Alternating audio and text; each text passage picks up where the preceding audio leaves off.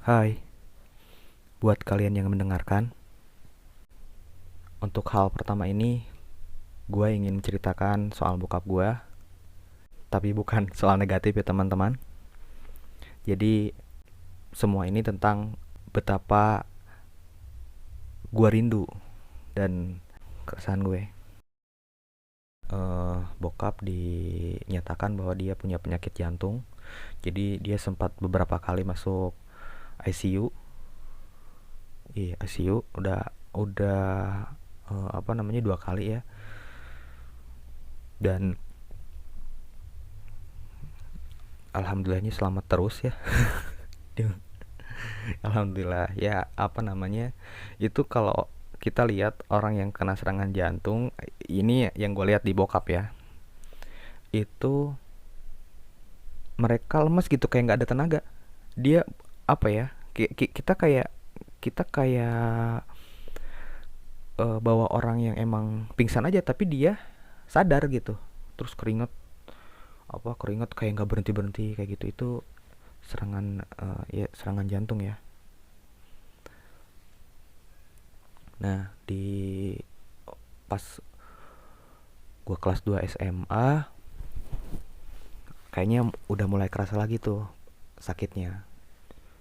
Jadi rencananya dia mau check up, mau ya berobat lah ya. Cuman ternyata dia nggak nyampe ke rumah sakit. Soalnya katanya katanya badannya lemes. Jadi dia udah mau berangkat, tapi cuman sampai ke rumah saudara doang gitu. Nggak nyampe ke rumah sakit. Dan kebetulan memang sedang tidak diantar oleh ibu, karena ibu juga ada hal lain lah yang harus dikerjakan. eh, Bukan berarti tidak diantar ya, tapi rencananya ketika bokap udah nyampe sana, ibu nanti nyusul gitu, ke kalau udah nyampe rumah sakit ibu nyusul. Nah, pas dimana ibu gua nyusul ke rumah sakit, kok nggak ada orangnya nih.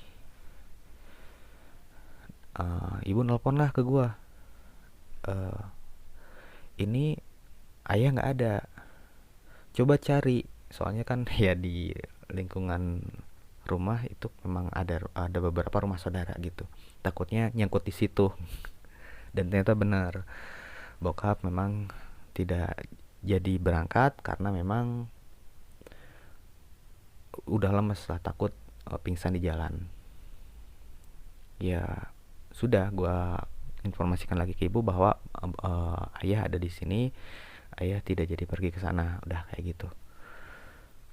Nah, pas balik dari rumah saudara ke rumah, perjalanan terus dia bilang kalau ayah tadi di jalan udah gak kuat, jadi takut kenapa-napa di jalan, ya mending ayah diam dulu di rumah saudara. Dia bilang kayak gitu. Terus pas nyampe ke rumah, eh, dia kayak apa ya,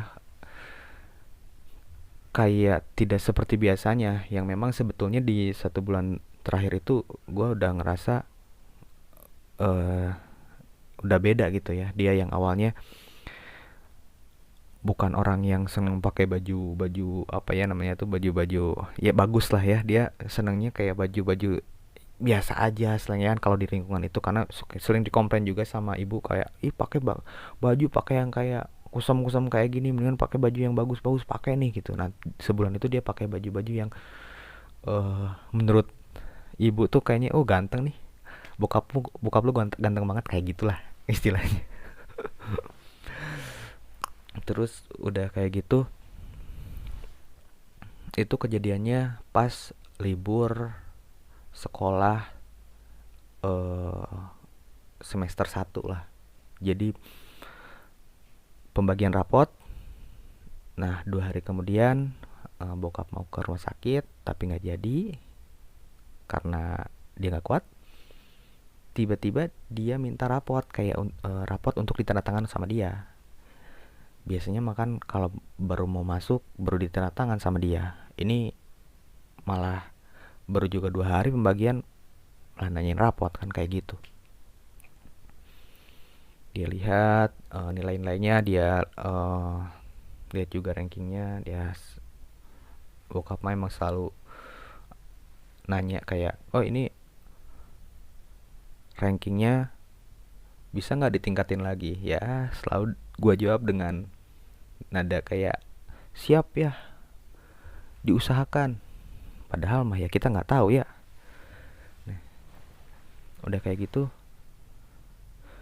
yang bikin gua agak kurang nyaman tuh adalah dia tiba-tiba kayak banyak nasihat gitu. Maksudnya kayak nasihat sih sebenarnya nggak masalah nasihatnya, cuman ini kok kayak nasihat-nasihat yang orang kayak orang yang mau apa, orang yang mau mati gitu kan.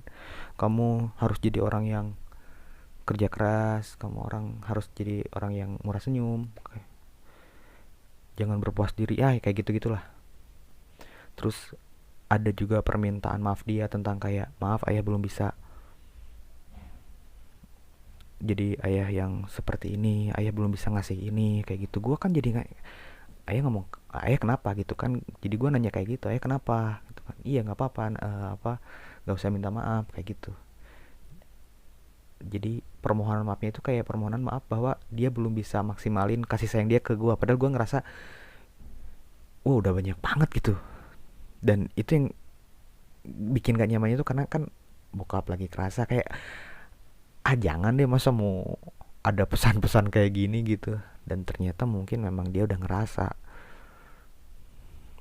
kalau waktunya udah gak lama lagi. Besoknya setelah kejadian itu,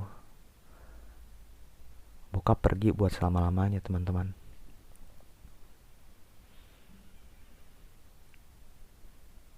Jadi selalu ada momen dimana gue pengen balik lagi kecil teman-teman, ataupun gue bisa memperbaiki masa remaja gue dimana gue bisa lebih dekat sama dia, ngobrol dan segala macam. Makanya di sini gue pengen berbagi untuk kalian yang memang memiliki jarak dengan orang tua, entah itu dengan ibu ataupun ayah. Ibu kalian atau ayah kalian tidak abadi.